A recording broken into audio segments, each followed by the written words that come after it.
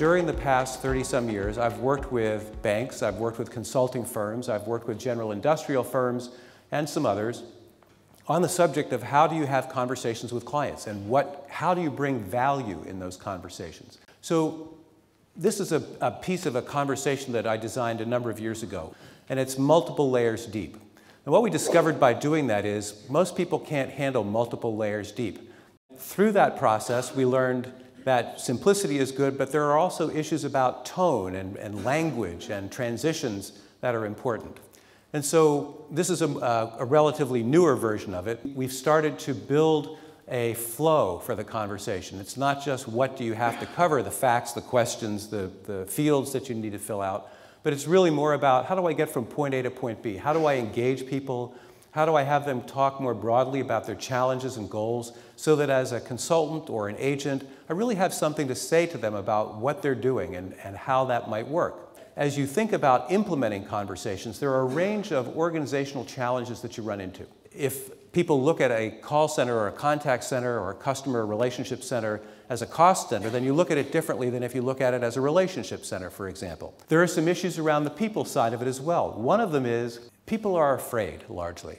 And they are afraid if you give them a conversation like this that I showed you, they're afraid to engage in that conversation because they are afraid they may not know the answer to a question, or they may be afraid that they look silly, or they may be afraid that that isn't the way they've done it over time, and that's not what they're used to. And so it's a bit of a leap to go from a highly prescribed flow filling in fields to something that's more free form. The software provides a focus point for all of those people to come together and actually think about how do we want to represent ourselves in this conversation.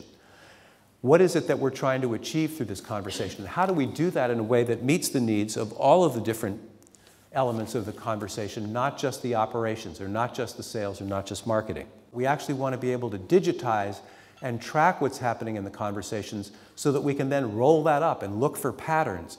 But if we're trying to craft conversations that actually have an emotional impact to them, that create relationship, it's a little bit more challenging. So as we test and learn and see what people respond to emotionally as well as from a needs point of view, the software crafted this way gives you the opportunity to make those changes and roll them out fairly quickly. I'm showing you an example of a collage of screens that represents the conversation I showed you a bit before. We can really represent a conversation contextually so that as they're going through it, the software can learn where they're going and give them the appropriate prompts and so on.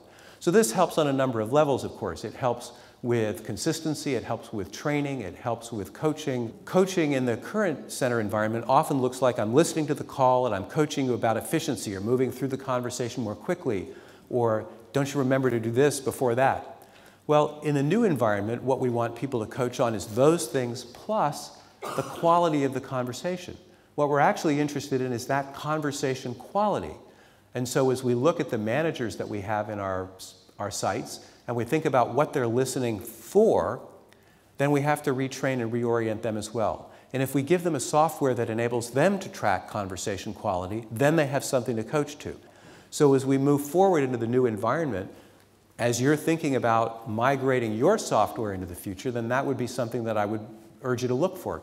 Can we buy software that enables us to track and manage conversation quality as well as the efficiency and effectiveness of what we're doing?